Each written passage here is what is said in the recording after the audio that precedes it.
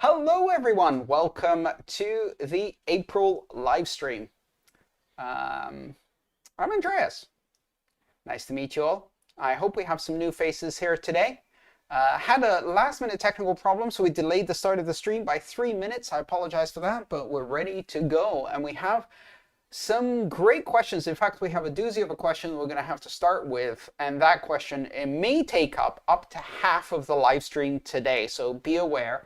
There is one thing that is highly controversial going on in the Bitcoin space right now that we may devote more time than otherwise on today's live stream. It is one of the more highly voted questions, but it requires a longer answer. And I see someone in the chat going, when did you grow a beard? You missed a few live streams, didn't you, sir? Sir, you've missed at least 3 months of live streams since I started doing video live streams. But all of that time that I was doing audio-only live streams because I was traveling, what you didn't know was behind the sound there was already a beard. There was already a beard, yes, indeed. So I hope you're all having a good time. I hope you can hear me and see me okay. Let's jump right in. Let's go to our first question of the day. So our first question comes from Anonymous. There is a huge discussion and push for BIP119 on Twitter at the moment. Can you please explain the BIP? Would it need a soft fork to be activated? And is it ready? So yes, this is the question that we might devote quite a bit of time, because this is going to require a lot of time to answer, and it is a highly controversial topic that you need to know about. So BIP119, first of all, what is a BIP? So a BIP is an improvement proposal, a Bitcoin improvement proposal. You can actually find these on GitHub. They're under the Bitcoin organization. So github.com/bitcoin/bips. You can find these, and Bitcoin improvement proposals are text documents that specify a standard or specification for a Bitcoin improvement. All right, so let's go into this specific BIP. BIP119 is check template verify, as it's also known, check template verify, or CTV. Check template verify has been proposed by Jeremy Rubin, and there has been a raging conversation going on the Bitcoin developers mailing list, and this conversation has now been going on for probably, I would guess, several weeks, but maybe even longer than that. But it certainly heated up, and in the last week heated up a lot. So check template verify is a BIP proposal for a category of changes to Bitcoin that can broadly be bundled under the name of covenants. I've actually talked about covenants before. You may have heard me talk about Bitcoin covenants.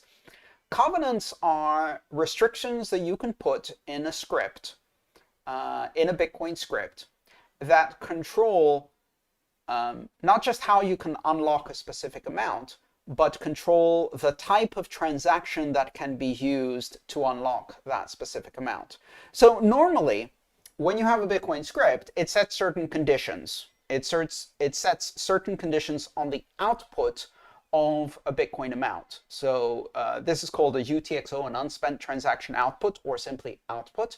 And these are the indivisible little chunks of Bitcoin that are recorded on the blockchain as spendable. And a spendable output has conditions. And the most common condition is produce a digital signature that matches this Bitcoin address, whose public key matches this Bitcoin address. So when I say I'm sending Bitcoin to a Bitcoin address, what your wallet is actually doing is it's creating an output. That output has a locking script, an encumbrance, and that locking script specifies that this output can only be spent if a digital signature is provided whose public key matches the specific Bitcoin address. That's what it means to send Bitcoin to Bitcoin address. And of course, the script can control many other things. You can control lock times, you can have multi-sig, etc., etc., etc. Now, each output can set conditions on what is needed to spend it. But covenants take this one step further, and they set conditions for the transaction that will spend it. So they set conditions on the future transaction with which you will spend this output. Here's a very simple example. A very simple example with a covenant would be the concept of a vault, where you say that if this output is spent, the transaction that spends it can only send that money to a specific address, like a whitelist. And that ensures that if you have money in your vault, it can only be spent to a specific whitelisted address. And this will give you a script-enforced vault that protects your money from being spent. So you could use that for additional security on cold storage. Sounds like a neat idea, right? So covenants, I used to be in favor of covenants. I am on the fence right now, and I have some concerns. But those concerns may not be broadly shared. However, covenants are very, very powerful because you can specify all kinds of things. You can say, for example, that once you put a covenant on a Bitcoin, you could say that this can only be spent to a list of whitelisted addresses, or it must not be spent to specific blacklist addresses.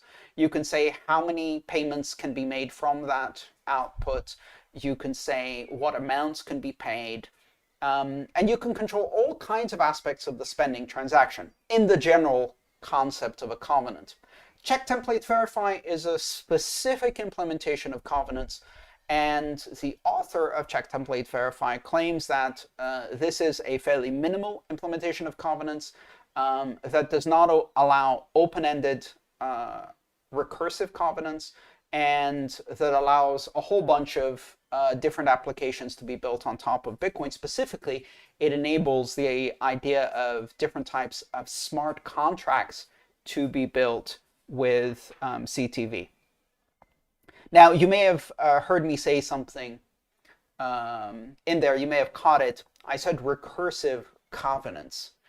Well, one of the challenges with covenants is that you may end up creating a situation where you can not only limit the next transaction, but limit it in such a way that it limits the transaction after it, which limits the transaction after it, etc., etc. So let's see how you would do that. For example, you could say, this output has a covenant that only allows it to be spent by a transaction whose output has a covenant. And what is the covenant in that transaction? Well, it's a restriction that its output has a covenant on the next transaction, etc., etc. By creating recursive covenants, you can basically impose restrictions on Bitcoin transactions that carry forward, and perhaps carry forward in perpetuity, depending on how this is implemented. And there is a possibility that this happens inadvertently, meaning, at least that's my opinion, my concern, is that you create conditions where you can have recursive covenants implemented even if you didn't intend to implement recursive covenants. Now, there are certain scenarios where this creates some very significant challenges for Bitcoin. And these are scenarios where recursive covenants can be implemented so that you have whitelists, meaning that you could put restrictions and say this Bitcoin can only be sent to this list of approved addresses. That means that Bitcoin is no longer fungible. You've created two categories of Bitcoin. You've created Bitcoin that can be sent to anyone, and Bitcoin that can only be sent to a specific list of addresses. And with a bit of clever manipulation, you could theoretically have that list of addresses be a Merkle tree, in which case it could be a very, very big list of pre-approved addresses. So now, I'm not saying that BIP119 does this. I'm saying that that's one of the concerns about the power of recursive covenants and the power of recursive covenants to be used to implement whitelists or blacklists in Bitcoin, among other things, including create approved addresses and non-approved addresses, or two different categories of spendable Bitcoin. Now, you probably can see that this is getting a bit controversial. I mean, there is controversy around covenants. Some people are very strongly for covenants, and some people are very strongly opposed to covenants. And I used to be kind of for covenants because I saw the possibilities of using them to secure your Bitcoin by creating vaults. But at the time, I didn't fully appreciate the implications of how certain classes of covenants could be used to impose conditions on Bitcoin in a way that creates two different classes of Bitcoin. And in fact, in the hands of a coercive government or several coercive governments,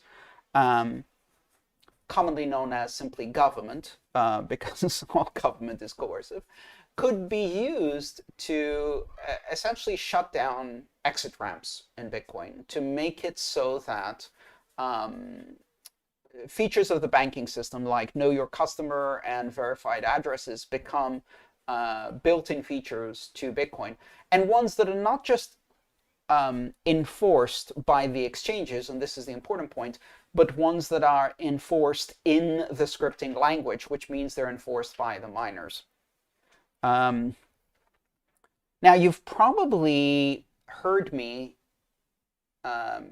say something about obligations of regulated entities, and that is the idea that if a regulated entity can do something that the regulator wants, if it is within their ability to do something, then the regulator can very easily turn that into an obligation. If you can, you must.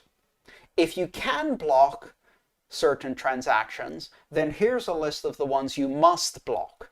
If you can block certain addresses, then here's the list that you must block. And one of the biggest defenses we have against regulators deciding what can and can't be done by Bitcoin is by not giving anyone the ability to do that kind of filtering. Because if the ability exists to do filtering, then every regulated entity now has an obligation to do that filtering, right? And then you end up with essentially PayPal, only not very scalable and with significant overheads. This is how you kill Bitcoin.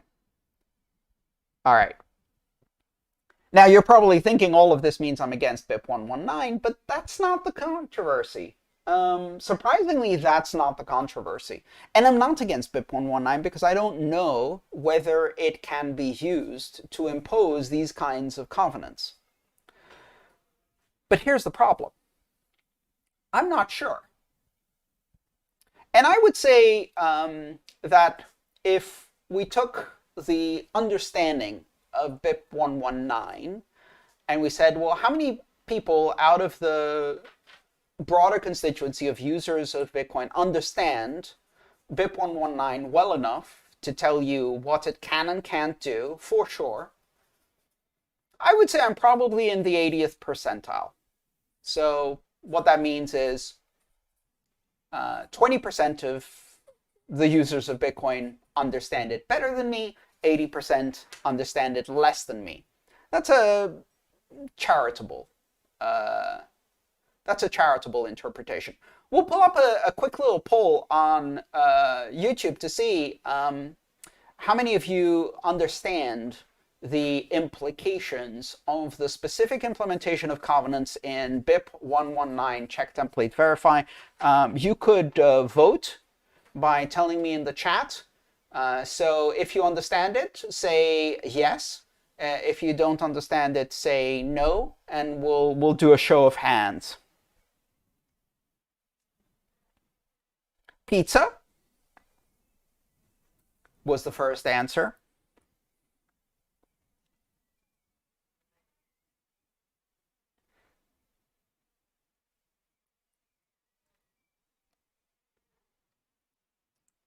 right? So as you can see, we got a couple of yeses. And I asked that question very, very openly, right? I didn't say, do you understand for sure the exact implications of how check template verify might be or not be open to the types of recursive covenants that I'm particularly concerned about, or the types of whitelist type activities that could be imposed by exchanges and miners. That's a really technical understanding. And of course, it's not enough to say, well, the specification says it doesn't do that. The question is, can you, through some combination of techniques, for example, using adapter signatures with Schnorr Taproot, create recursive covenants even in a system that doesn't allow recursive covenants? And that's where things get really interesting.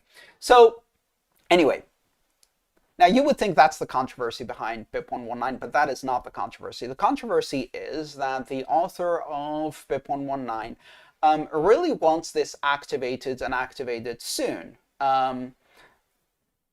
Jeremy has built an entire set of use cases, a whole bunch of presentations and videos explaining it, including an entire business that allows you to design smart contracts. And of course, this is much more than just covenants. You can do some very interesting smart contracts with this.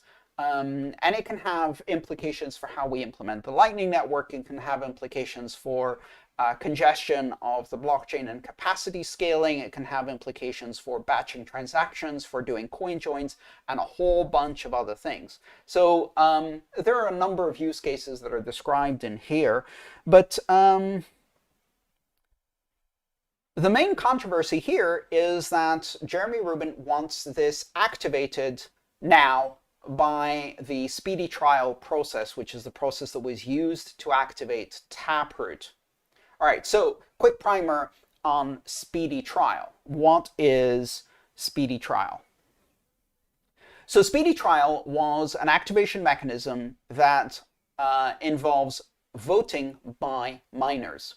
It's basically a way to gauge miner support or readiness for support of a specific feature. In this case, this would be for a soft fork, meaning a set of rule changes that are opt-in, that miners could use or not use, and their ability to enforce these rules, however, would be indicated by this speedy trial vote. So what miners do is, with every block they mine, inside the block they put a flag that indicates whether they support activation of this feature. It's called speedy because it is limited in time, usually, like in the case of Taproot, which was the first time it was done, I think the time frame was 4 months. And so miners were given 4 months.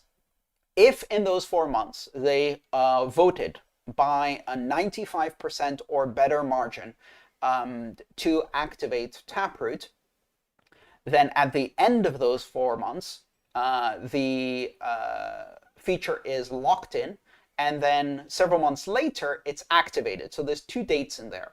First of all, we count votes, and these votes are counted in 2-week intervals. So every 2 weeks, we look back at the blocks of the last 2 weeks, and we look at how many of those blocks had a yes or no vote.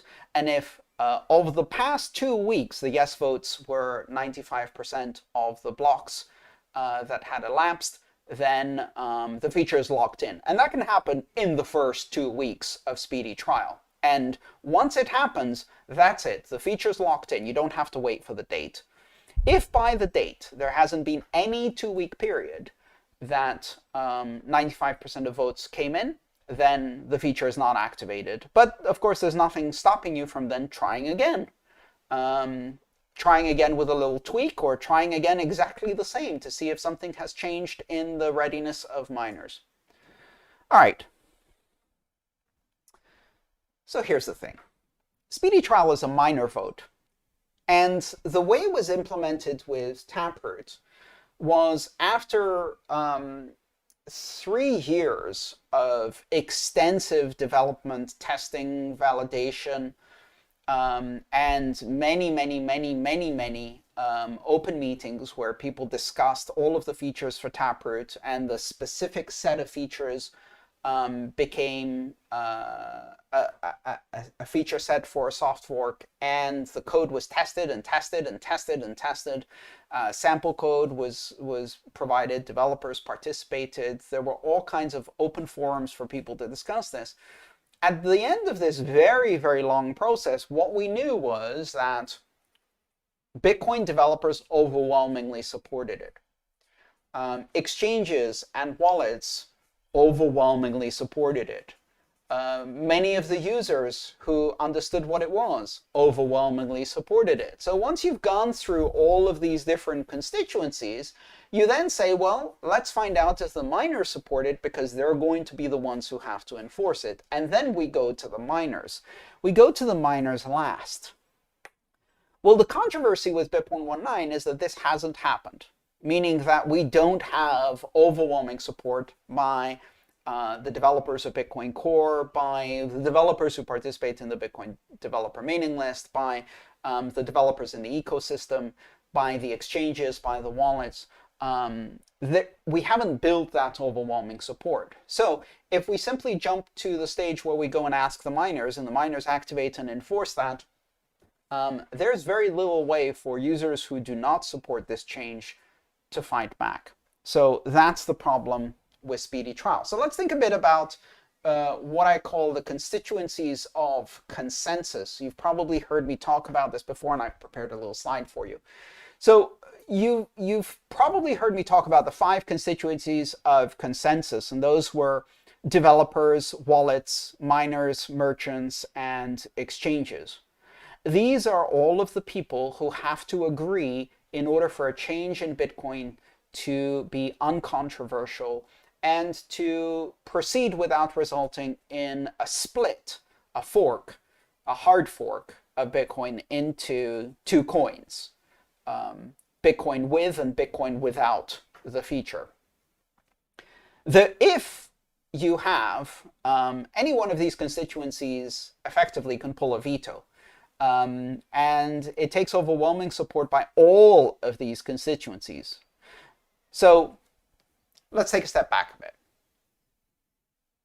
This goes to the fundamental question of who makes these decisions? Who decides what changes can be made to Bitcoin? And you'll hear from certain parts of our ecosystem that miners decide, and that's all there is to it.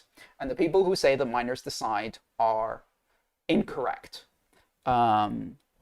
Well, they're lying, really, because you can be incorrect, and then if you're incorrect for years, despite mountains of evidence to the obvious opposite, that's no longer incorrect, that's lying, and there's a specific agenda behind that.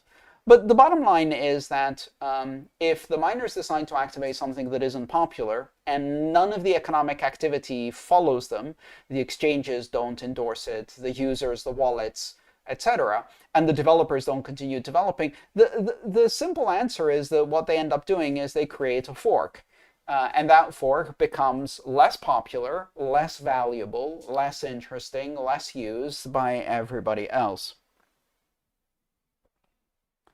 So that's the situation with these constituents of consensus. Now you'll notice I've added a new one. So there's now 6. And up in the top left, you'll notice I have node developers. And I'll get to that in just a second, because I need to explain what happens when you have a controversial change like that. So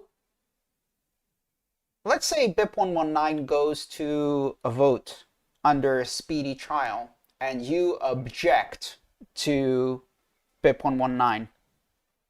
What do you do about it? Well, you hope that exchanges, merchants, and developers also say no. But as a user, all you can do is vote with your wallet. However, if you run a node, you can do one more thing, and that is put your desire, your vote, into effect as a network propagation rule. What does that mean? Back when SegWit was happening, you may have heard of a thing called a user-activated soft fork, UASF. And that was where miners were not activating SegWit, even though there was overwhelming support by all of the other constituencies of consensus to activate SegWit. Miners were not activating SegWit. We now know that part of the reason for that was because they had a proprietary shortcut in the SHA-256 algorithm that SegWit would break that made them a lot of money, and they didn't want to lose that little proprietary capability. So there was a motivation behind that. But the bottom line is that at the time, users got together and they staged a mutiny. And that mutiny was called UASF. There were hats and t-shirts and all kinds of merchandising around it, and a user popular movement. And that movement said, we're going to start running on our own Bitcoin nodes a rule that says, if miners have not activated this by August 1st, if they're not signaling activation for this feature, if they're not voting yes, any blocks that vote no after August 1st, we're not going to propagate them. We're going to embargo them. And that may or may not cause a fork in Bitcoin, and it may or may not cause Bitcoin miners to lose money. So that's a user-activated soft fork. Basically, the users push the miners into activating a soft fork. Well, after all of the controversy around BIP119, another Bitcoin developer has now proposed a user-resisted soft fork, which is the same thing backwards. And it basically says, if there was a version of the Bitcoin software that proceeded to do a speedy trial and miners started activating or voting to activate BIP119, we're going to resist that by running a version of the Bitcoin software that blockades or censors, if you like, or delays or does not propagate blocks that are voting yes. So in order for blocks to propagate, they have to propagate via the Bitcoin nodes. Now, miners can propagate blocks to each other much faster using low latency networks that they run separately from the Bitcoin peer-to-peer network. But if users aren't seeing these blocks, they will construct a chain that consists only of blocks that are voting no. And that's going to force another fork. Anyway, it's getting very, very complicated, but once again, we are back in Bitcoin to the point where there is a controversy, and that controversy seems to be going towards activism, network activism by users, as well as potentially by miners, in two opposing camps. I don't know what the degree of interest for miners for BIP119 is.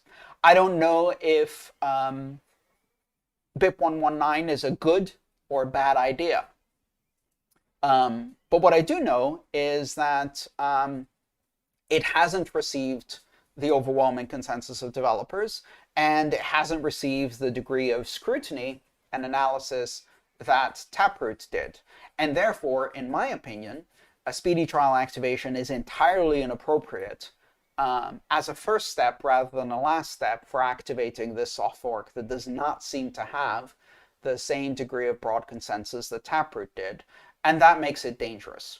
It makes it dangerous because activating soft forks that are not supported by broad consensus can lead to inadvertent hard forks. It can lead to splits in the network, but it can also lead over time to features being pushed through with, let's say, nefarious motives.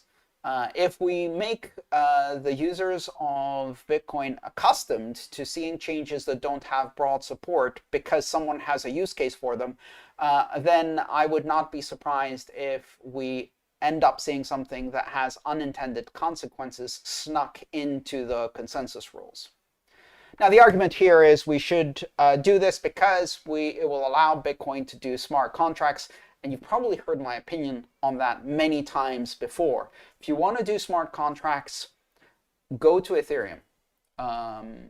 That's what it's made for. And if that freaks you out, consider that in some ways that's Ethereum's gift to Bitcoin, because it allows Bitcoin to be single-focused on being robust, secure money without the distractions of minority use cases that can drive up the cost of fees, fill up the blockchain, and do all of that. And among other things, this introduces the possibility that we end up with a Turing-complete scripting language. So all of these problems might occur.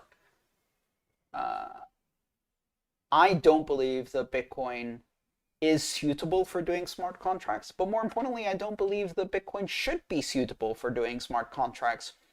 It involves a trade-off, and that trade-off is for that extra flexibility you introduce potential vectors for exploits, for vulnerabilities, for bugs, and bad things to happen.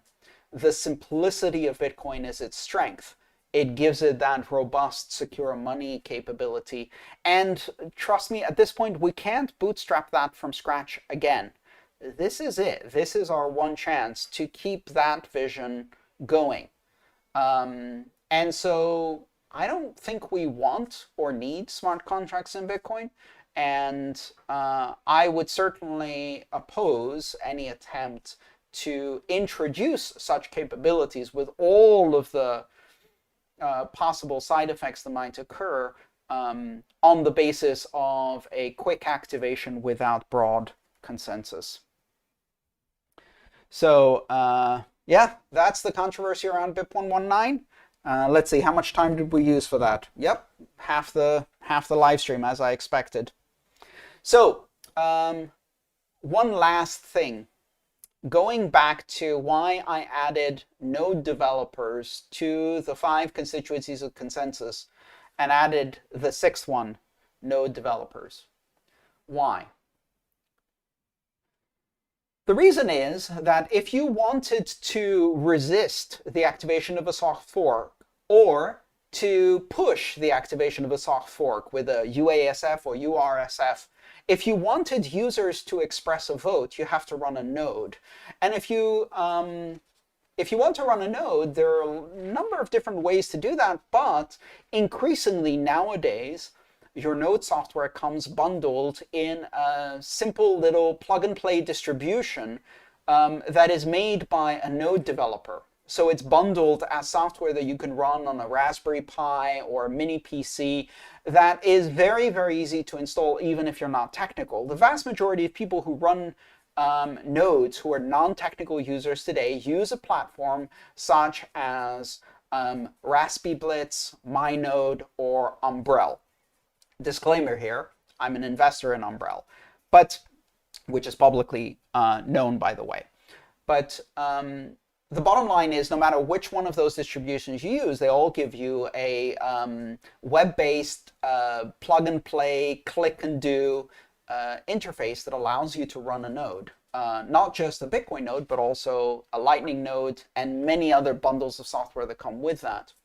So if the people who make Raspiblitz, the people who make MyNode, the people who make Umbrel decide that they want to give their own users the ability to participate in this consensus activity, they can bundle in the very next version a version of Bitcoin Core that allows you to do signaling. And they can put a little checkbox. And they can make it so that by clicking on that little checkbox, you can elect to signal with your node that you will resist this soft fork.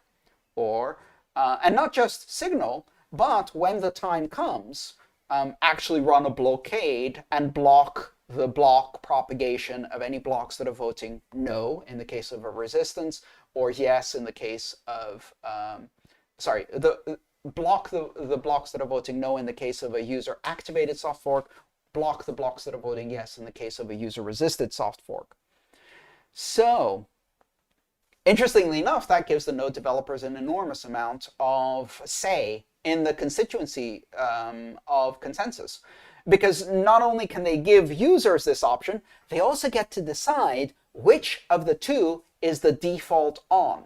So if, for example, one of the developers of this software pushed out the next update and by default it enabled user-resisted soft forks, they have effectively voted on behalf of all of their users, and their users will need to turn that off, which of course they'll have the option to do, or maybe not, and turn off that resistance movement.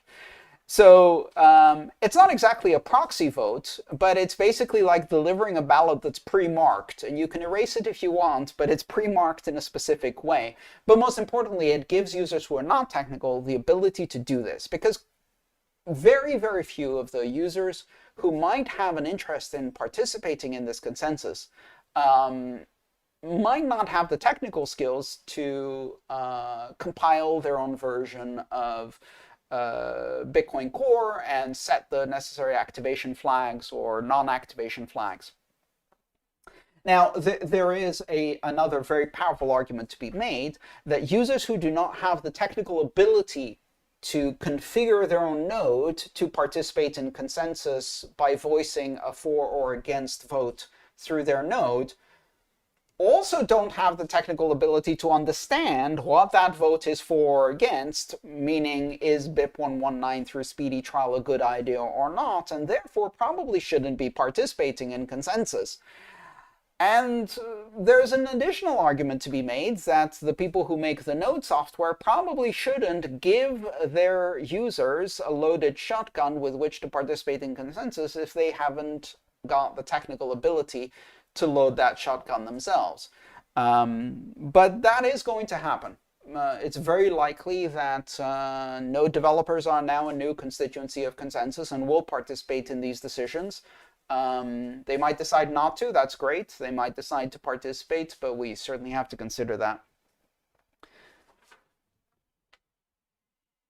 Listen, I know this all sounds scary. Honestly, it isn't.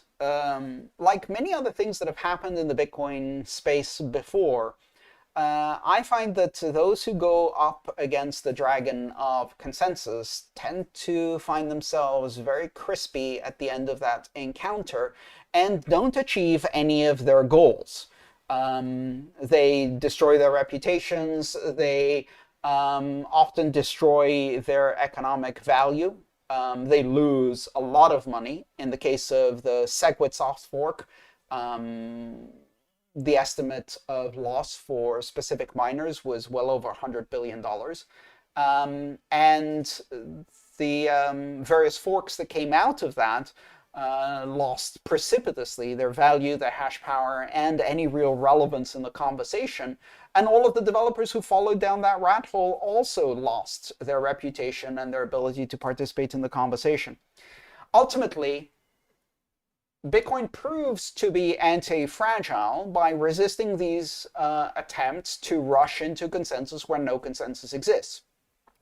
And at the end of the day, when people try these things and fail, it proves that you can't do these things. And that dissuades future people from trying them. But it also strengthens Bitcoin by reinforcing the very, very clear narrative that Bitcoin is anti-fragile, that Bitcoin is a surviving system, and that all of these threats ultimately are futile. And so let's see, maybe we'll soon have merchandising, stickers and hats and shirts resisting a soft fork activation, maybe not. I'm not going to take a specific side yet because I don't know enough about it, but I will tell you that I may decide to vote with my own node. All right, let's check in with the chat and see how things are going. Is it time for an emoji storm? I think it is. If you don't know, those of you who have YouTube membership on the channel get absolutely no perks at all other than asking questions a bit earlier than everybody else and custom emojis. And it depends what that is worth to you, but you can now show everyone all of those beautiful custom emojis that you bought with your subscription, and show off the fact that you are a YouTube subscriber. By the way, thank you so much. Every little helps. It's very nice to have the ability to connect directly with my audience this way, and know who are the people who strongly support my work. Speaking of which, it's time to celebrate, because we've now reached 300,000 subscribers on YouTube. And if you're not a subscriber, the basic subscription is free. It basically means that you click that little button that says subscribe on the channel, and you get notified every time a live stream is scheduled, every time a live stream is posted, every time any other kind of video is posted on the channel, and you get a notification in your email that tells you that something new, a new goodie is available for you. So it doesn't cost anything to subscribe. Why don't you try do that now if you're watching on YouTube and you haven't subscribed before. Let's drive that number up a bit. And of course, if you want to support me, Patreon is the platform where people can support my work. So this is a good time for me to say thank you to all of the patrons who decided this month to have their name publicly thanked. This is an opt-in feature, of course. I wouldn't name people who didn't ask for it. Zeycus, Yes to Crypto, Wakero, The Bitcoin Precept, Sven Samar, Burnhard, Spectre120, Sean McCanney, Raphael Cslack, Outlier Canada, Mike Wiesand, Marbu, Lucia, aka DancingCrypto, Karen and Callie, JKP, Holiday Bear, Hassan Hayek, Giovanni, Frank M, Enrico, Eduardo Sequeira, Demosthenes, David Hardage, Danny Sinaga, Bernhard, Brooklyn Frank, Bernard von Nothouse, Anita Posh, and Bitcoin for Fairness. So thank you to all of you who support my work, and let's get to... I am a patron of Andreas because I came across his videos online, and that's how I learned about Bitcoin, so that's how I got introduced to Bitcoin. I'm out tonight at a social event organised by Andreas as part of his Patreon support. We just had a few drinks in a pub, which is a Punch Tavern, downtown London, so it's been a really fun evening. To meet a lot of like-minded people. We should support the work Andreas is doing. He's doing so much in getting new people into Bitcoin and into Bitcoin education. He's a great teacher. He can explain very complex topics in an easy to understand way.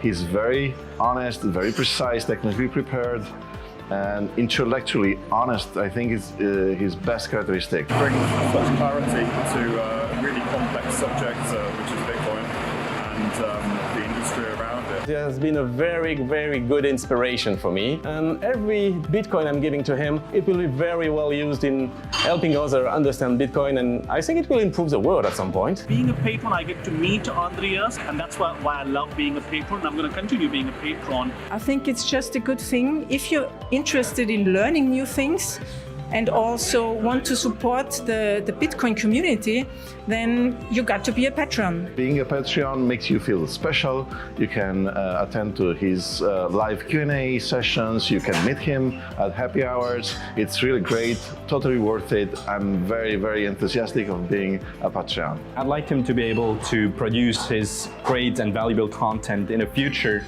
free from advertising, and just with the help of his patrons, and that's why I'm supporting him on Patreon.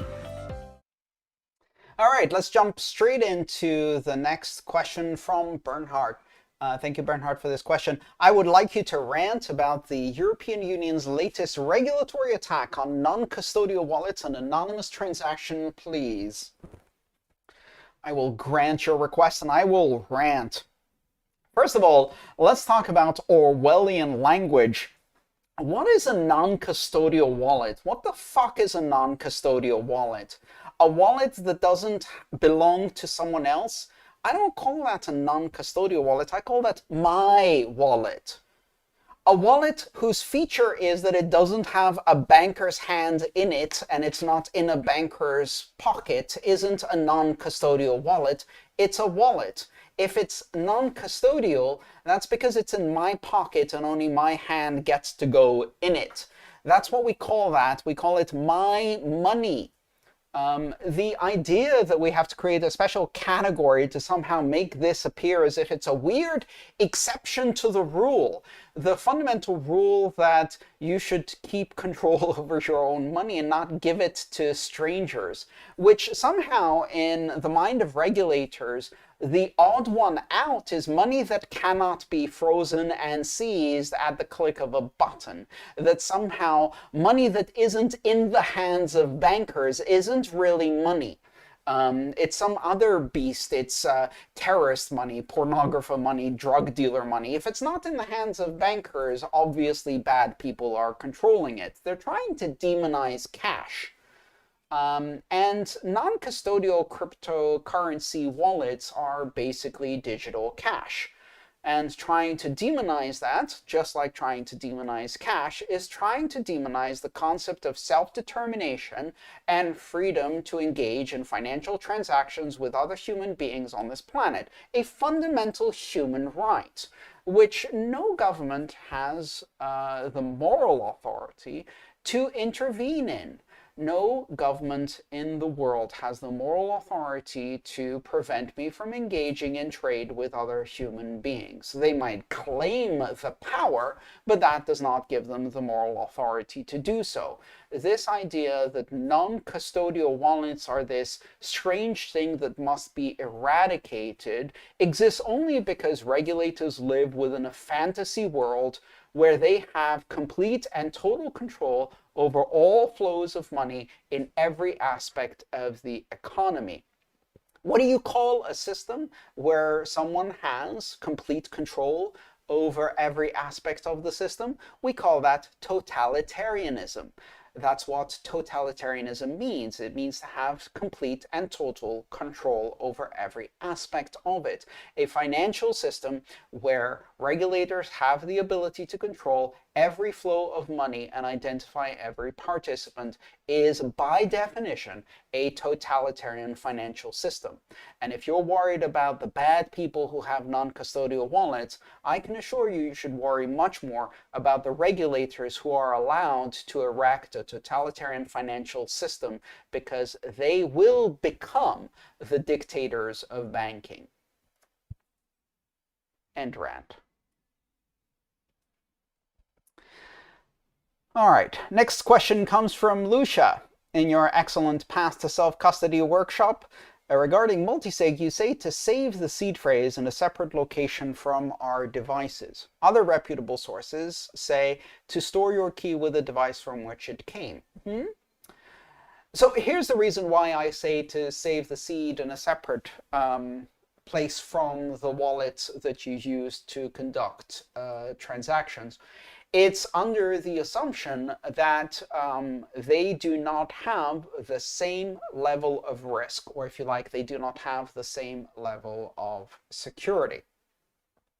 A seed, one that is not protected by a passphrase, that is stored, must be stored in a location where no one can inadvertently or without notice, surreptitiously, get access to that seed and read it, copy it, right? And the reason for that is because if they have the seed, they don't need the device. They don't need anything. And if they have the seed but they don't have the passphrase, they can attempt to brute force the passphrase. Depending on how strong your passphrase is, that may not be impossible. That may not be as hard as the entropy that is offered by the seed. 12-word seed gives you 128 bits of entropy. Achieving the same thing with a passphrase, the optional passphrase that you can add to mnemonic phrases, also known as the 25th word. I hate that phrase. But that can be a variable length, and if you're not careful, you can make it so that it's not so difficult to brute force. And so as a result, the seed itself is much more vulnerable. It's the keys in their naked form, and they can be copied very, very quickly and very easily without leaving a trace. So the way I would store a seed is with 2 layers of security that I would add to it. First of all, I always store my seeds in a tamper-evident container. And one of the easiest and cheapest ways to do that is to get so-called cash bags. These are, or deposit bags. You can buy these on any electronics retailer or like online store. Very easy to buy, and you buy them by the hundred. They're not that expensive. So these are bags that allow you to seal something inside. They're used for depositing cash in cash-heavy businesses like restaurants and bars and churches, where there's a lot of cash sloshing around and people with sticky fingers who should not get access to that cash. So the cash is sealed in these because it is impossible to open these bags without indication that they've been opened. Once they've been sealed, you have to cut or tear them in such a way that is very obvious, and the seal can be signed in such a way that it's impossible to open.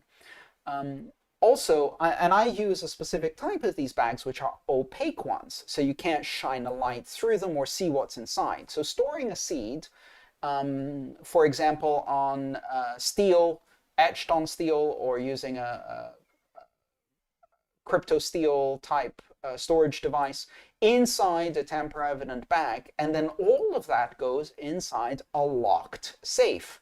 Either a locked safe in a place that you control, or better yet, a locked safe in a place that has guards, dogs, and guns protecting access security to that location. And you can get that very simply by renting a safe deposit box in a private institution, preferably, because they're not regulated the same way as banks, or a bank.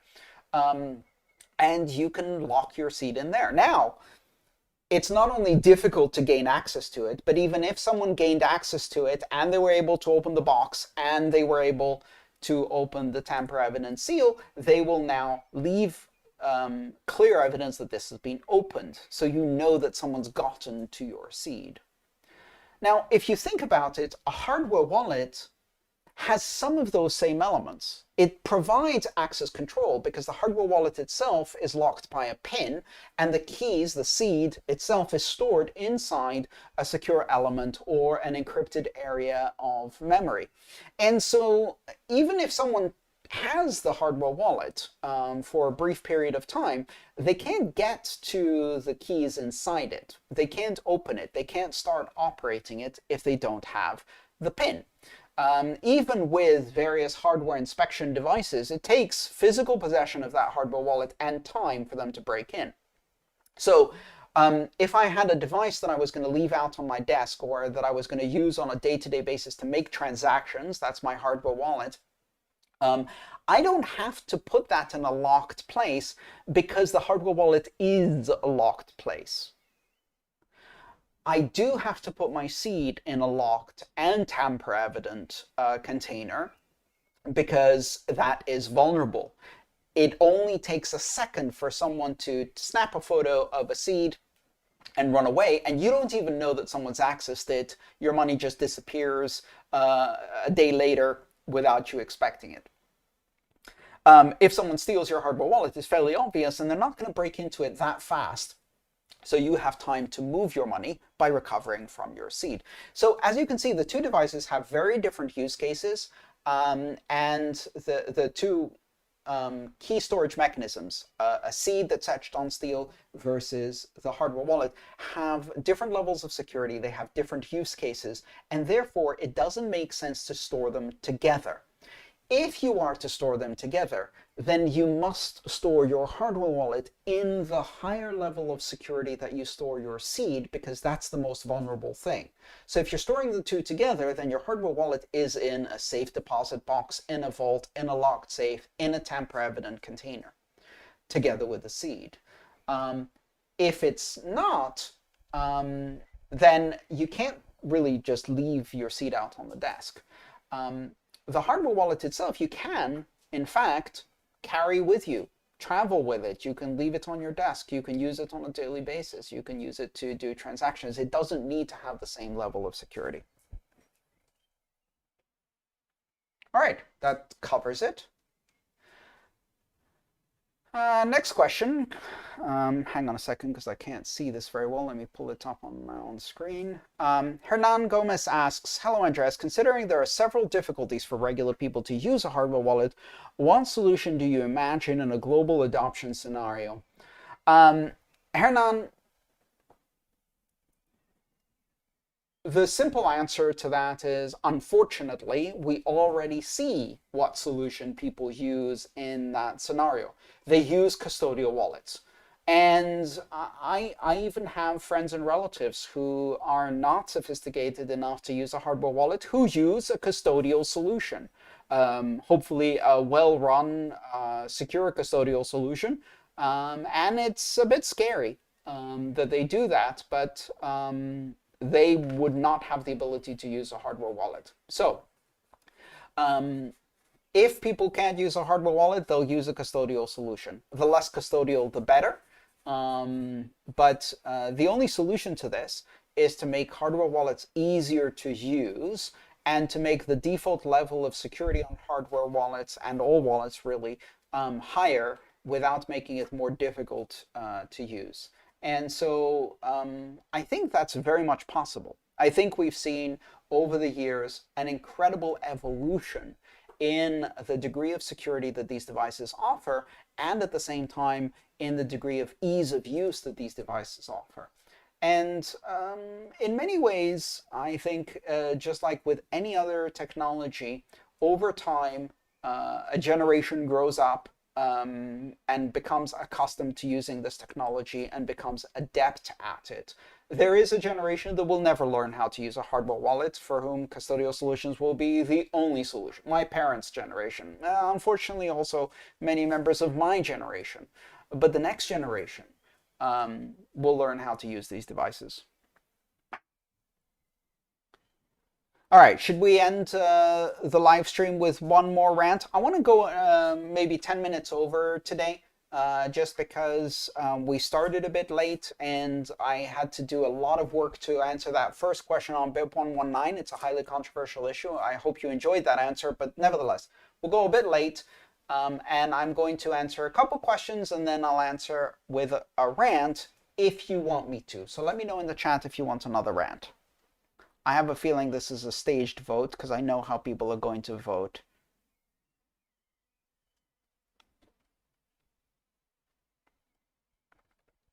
All right, next question comes from Anonymous. What is the business model or economic incentive of open source, non-custodial Bitcoin wallets? Do they make money at all? Who covers the cost of spent resources to develop and maintain them? This is an excellent question, Anonymous, and I have to say this is one of the problems that I have repeatedly talked about, and I think it's the Achilles heel of wallet software. Hardware wallets, because you have to buy the thing, have an economic model. Software wallets, on the other hand, do not have an economic model for maintenance and support if they are offered for free. My opinion is that those who make wallets should always have a freemium and a premium version, meaning that you have a free version with the basic functionality that's available to all, and then there is more advanced functionality or better levels of support offered to those who are willing to pay a small monthly fee and convert wallets into a subscription model. If I had a sophisticated Bitcoin software wallet that served my needs, and it even had the ability to reach someone for support, good tutorials online, and someone could help me if I'm running into some difficulties, I would pay a few bucks a month. And with a few 100,000 users, a wallet like that can be absolutely self-sustaining and maintained and developed as needed. maintaining a software wallet is an enormous task. And when you first build it, that's the easy part. Then you've opened the whole can of worms that is ongoing maintenance and evolution, because the Bitcoin protocol does not stay still. And this applies to wallets in other cryptocurrencies and blockchains 10 times more than it does in Bitcoin, because they develop a lot faster and have a lot more features, advisably or inadvisably, than Bitcoin. Bitcoin, by comparison, is very conservative and fairly stable, but even with Bitcoin, keeping up with SegWit and Taproot and Lightning and blah, blah, blah, blah, blah, means a lot of maintenance work goes into these wallets. And if you don't have a source of funds, you've got a dead end. You've got a dead company. You're going to build the first version. You're going to maintain it for a few years as a hobby or as a passion project. And then eventually you're going to run out of money or time or people and fail. And it's unfortunate, because I think a lot of users would pay for additional support or premium features. Zeycus asks, I don't get it. You can use Coinswap or Joinmarket to break the link of your coins to the past, but aren't you just swapping your coins past with that of a random guy's coins? Who's to say that your new coins are not even more tainted? Well, not exactly. Coinswap, yes. Coinswap is a one-to-one swap of your coins with somebody else's, and in that case, you're just getting their history. But of course, if a lot of people did Coinswap, then everybody's history becomes nobody's history. So you've got to think about this in two ways. When we talk about privacy and security, one way to ensure better privacy and anonymity is to leak as little information as possible. The other way is to overwhelm those trying to do correlation and statistical analysis with garbage data. To use a more visual metaphor, and I'm going to play the role of a criminal here, even though I'm not inclined to that kind of behavior. Let's say you want to steal the crown jewels and you're worried about leaving behind DNA. Well, there's two ways you can solve that problem. One way is to wear, a Tyvek suit, like a bubble person, a complete containment suit, and that way you leave no DNA behind. But that's very, very difficult to execute. Also, it's hot and uncomfortable. Another way, which is a lot easier, is you take one of those little handheld portable vacuum cleaners and you go onto a few public buses for a week and you vacuum all of the seats. So now you've got the DNA of 20,000 people in your vacuum cleaner, and you put that in a bucket, you take it with you, and when you're robbing the crown jewels, you dump all of that DNA all over the crime scene. Well, there is DNA on the crime scene now. There's DNA of everyone who ever sat on one of those buses, and there's no way to tell yours versus theirs. So now let's go back to crypto. That's more like what CoinJoin does. What CoinJoin does is it doesn't swap your history with somebody else's history. It merges the history of all of the coins and makes them the history of all of the coins that come out of that. So it cross-taints everything with everybody else's history, which makes it impossible to isolate. Now that means your coins do get tainted. They get tainted as having exited a CoinJoin. And so it is a mechanism to protect you from being isolated by forcing your history to mix with everybody else's, which is a better solution than trying to have no history whatsoever, which Bitcoin does not offer.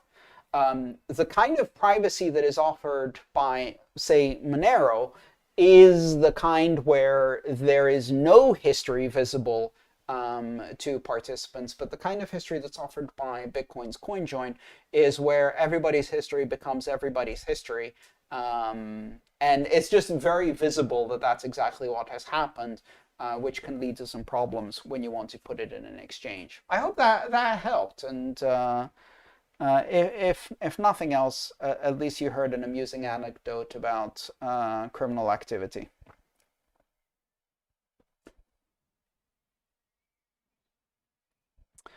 Jimmy Tune asks, I think submarine swaps are the magic bullet for privacy. Please demonstrate why this is wrong or right, and why do so many intelligent people look at Bitcoin and see it so differently? So some terms here. What is a submarine swap? A submarine swap is an atomic swap between on-chain and off-chain.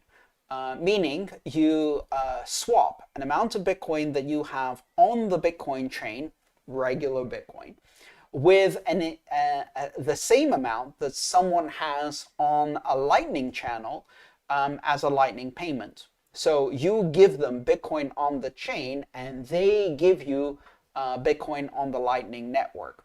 Or in the opposite way, you give them Bitcoin on the Lightning network and they give you Bitcoin on the chain. That way you don't have to open a channel or close a channel to get Bitcoin off-chain and back on-chain. Instead, you simply do a like-for-like swap with someone else who already has the Bitcoin in the place you want it, on-chain or off-chain. Now, of course, very much like in the previous question when we talked about coin swaps, what you've done is you've taken someone else's Bitcoin in a direct swap for your Bitcoin. But while the Bitcoin in the blockchain has some history, the Bitcoin on the Lightning Network has a lot less history. It's a lot more private because it's on the Lightning Network. The Lightning Network affords much better privacy than Bitcoin. So if you're able to swap on-chain Bitcoin with off-chain Bitcoin, you gain a ton of privacy that way. And vice versa, the person who gets the on-chain Bitcoin, as long as that Bitcoin doesn't have any bad history, they get effectively the ability to get on-chain Bitcoin with somebody else's history, not theirs, which confuses the correlation analysis a lot, in return for spending some of the money that's in one of their channels. It is a good privacy technique. Atomic swaps in general, whether they're atomic swaps between Lightning off-chain and Bitcoin on-chain funds, or they're atomic swaps between Bitcoin and Monero, or Bitcoin and Liquid, or whatever else, all of those offer a degree of privacy because the atomic swap is a swap. Why is it not, however, the magic bullet for privacy? And the reason it's not the magic bullet for privacy is because privacy doesn't have a magic bullet. Privacy is a process, privacy is a methodology, privacy is a multi-dimensional capability or attribute. And that means that privacy involves coordinating many, many different aspects of behavior, technology, and so you've got people, process, and tools. And privacy is about the people, it's about the process, and it's about the tools. You can't do privacy without understanding what the threat is and acting in a deliberate way. You have to have behavior as a person to achieve privacy. Then you have to use tools that help you gain more privacy, and then you have to use specific processes, operational security, practices, behaviors, habits to use those tools in a way that gives you privacy. And the combination of all of these will give you a degree of privacy, which is never absolute. Absolute privacy, like absolute security, is impossible. So it's not the magic bullet for privacy simply because there is no magic bullet for privacy. It is a good privacy tool that, if used in a process that is well thought out by people who understand what they're doing, may result in better privacy for those people. And perhaps increase the anonymity set of both Lightning and Bitcoin as a result of that. But why do so many intelligent people look at Bitcoin and see it so differently? Because intelligent people can look at the same problem or solution from their own perspective and their own experiences and their own context and see different things, because it doesn't check the right boxes for them. And that doesn't mean they're not intelligent, it just means they have a different perspective. So I'm never surprised when seemingly intelligent people do not agree on a seemingly obvious fact. Usually I question, what is it about this fact that is not in fact obvious or is not in fact universal, but is very much influenced by my own experiences, my own context. All right, 2 more questions, one about technology, and then we're going to do a rant because you voted for it. But first, let's talk about some of the new things that are coming up. If you want to find out what's new about me, about my work, you can look always on my website, aantonop.com. And if you want behind the scenes and early access to everything we do and the ability to participate in some of the decision making, support me on Patreon as a community builder and help me promote and work on this mission of mine to educate people about Bitcoin and open blockchains. We've got a number of projects going on at the moment, and one of them I'm most excited about is the introduction of yet another workshop in Spanish. So I think it's the last workshop of all that has remained to be done on my website. You can find, I think we have 4 or 5 workshops at the moment, and all but one have been translated into Spanish. So Spanish subtitles on all the videos, and all of the rest of the material is in Spanish. And we're about to finish the last one in the month of May. All right, next question, a technical question from Anonymous. Do modified derivation paths provide any additional layer of privacy or security for a Bitcoin user? What is actually happening when a wallet is asked to sign a transaction with keys that live on a branch M4501 instead of M4500? Okay, some quick terminology. The M45/0/1 is a derivation path. That is, when you have a seed that you plant that produces a hierarchical deterministic wallet or a tree of keys, that tree has many branches. In the master key or master seed, if you take the 45th branch and then from there you take the 0th or first branch, and from there you take the second or 1 branch, you arrive at path M4501. We always count from 0, so 0 is the first, 1 is the second. I know it's confusing, that's how computer scientists do things. So this describes a specific path up the tree. Start from the seed, master, M, that's what the M stands for. At the first junction, you go onto the 45th branch, then you go onto the first branch, then you go onto the second branch. And that way you traverse. And on that branch, that last branch, there is a specific key. And you would use that key to sign a transaction, and you would use that key to produce an address to receive Bitcoin or another cryptocurrency. So with hierarchical deterministic wallets, with wallets that are produced by a mnemonic phrase or seed, the 12 English words, and that produce a tree of keys, you can have multiple currencies, multiple accounts, and billions of keys. What's not obvious from this derivation path is that the number of derivation paths is truly astonishing. At every level, that number is basically between 0 and 4 billion.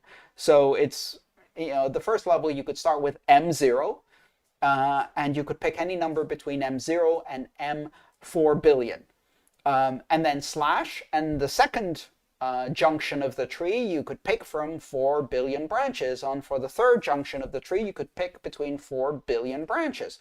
So if you are using keys on a branch that is randomly selected from this tree, it is very, very, very difficult to ever find that branch again. Does that provide security? In the trade, in information security, we call this particular methodology security by obscurity. Security by obscurity. And as a general concept, it is frowned upon. And the reason it's frowned upon is because the knowledge of which branch you followed must be kept absolutely secret for this type of security to work. And security that depends on a simple single secret isn't really very good security. So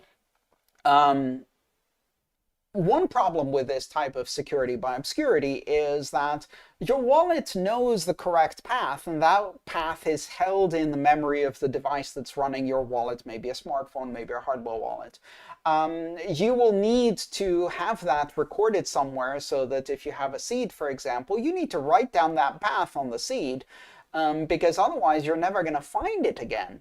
And so if you write it down on the seed, if someone has the seed and they have the path, they have both.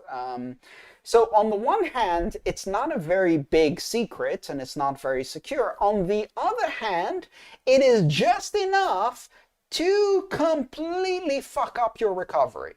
It is hard enough that you could lose money and have the correct seed and simply not know which branch it is, and then spend the rest of your life like that guy digging in a landfill trying to find their Bitcoin hard drive. You're digging in a virtual tree, trying one branch after the other. And of course, combinatorial mathematics plays against you there, because 4 billion times 4 billion times 4 billion is a fucking big number. And then by the time you actually start trying all possible combinations, you have created an intractable problem. You've encrypted it without a key. And so that is a very bad idea. And it's a bad idea for another reason, which is that with security, it is best to keep things simple and also keep things standardized.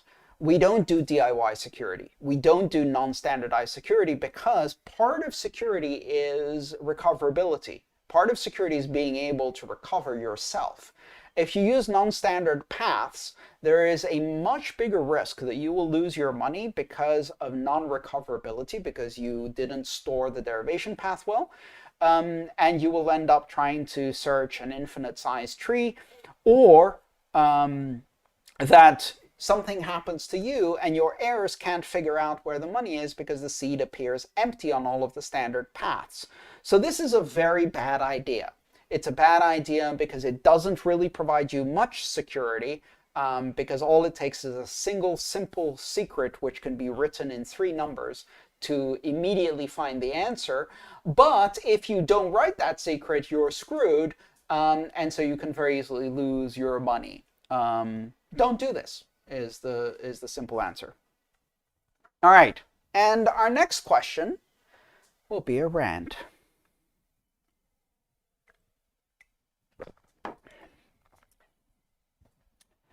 Nayib Bukele is an increasingly authoritarian leader who, amongst other things, recently had journalists spied on using NSO's Pegasus spyware. Does it worry you that parts of the Bitcoin community glorify and heroize him that much?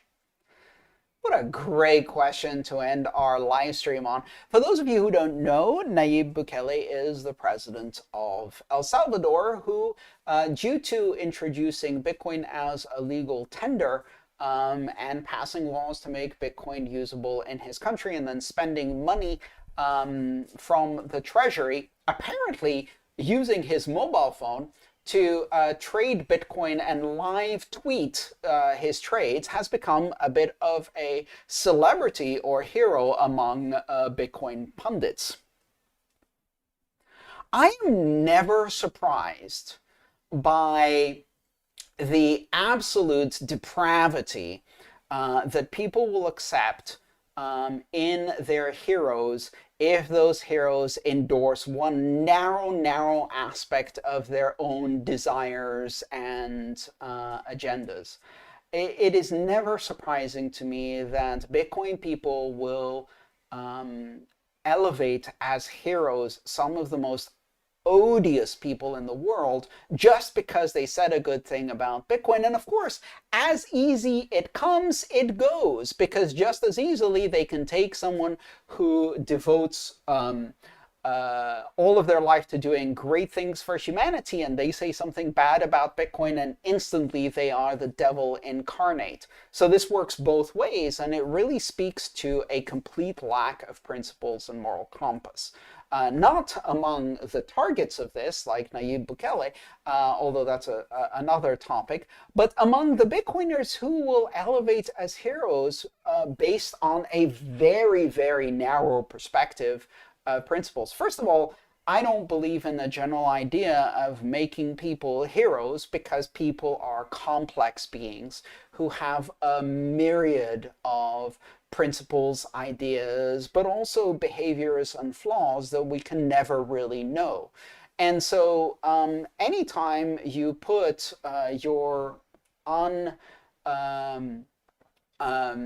anytime you put your unencumbered and unconditional admiration on a human being, unless that's your life partner or your child, that doesn't make much sense, because you have to accept that people are flawed.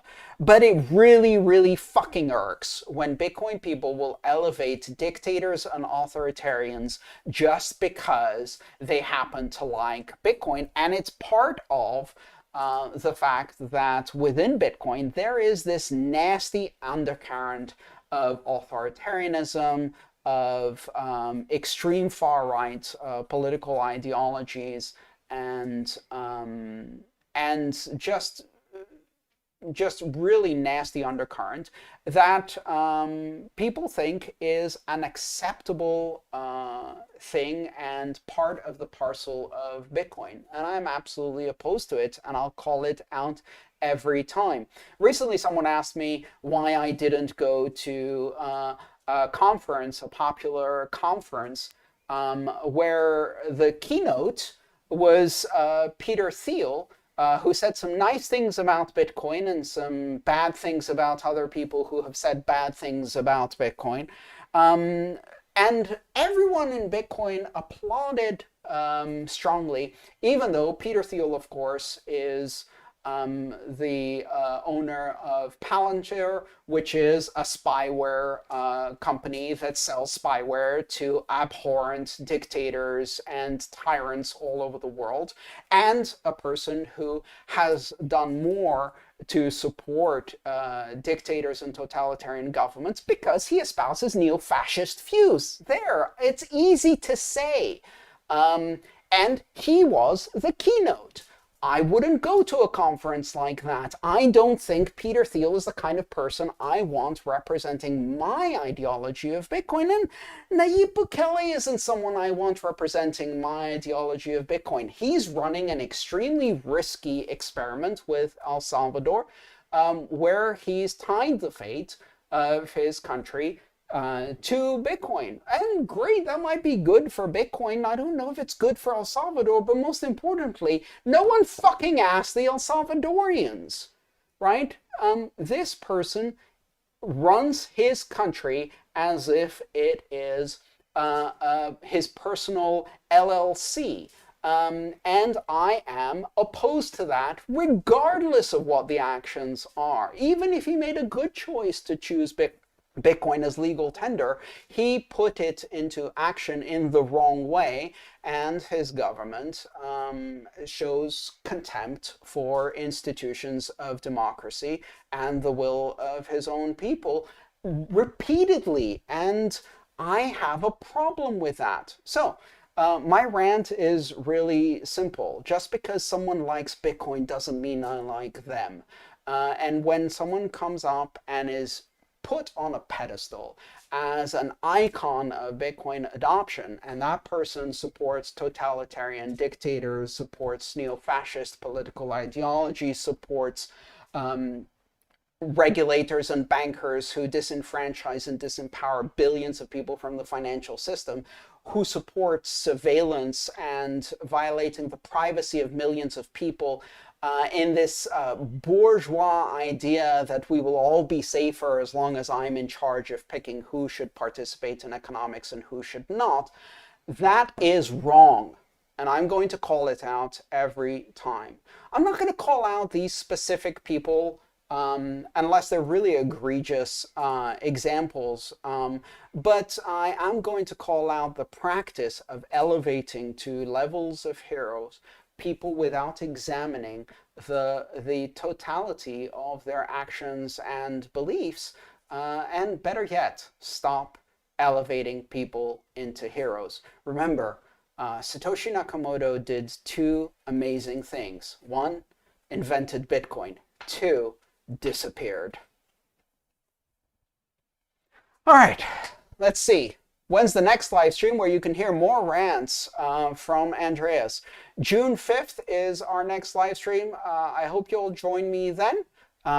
We ran a bit late today, but it was fun. I hope you had fun, and I will see you on June 5th for our next monthly live stream. Don't forget to subscribe to the channel, and thank you so much for attending today. Have a great one.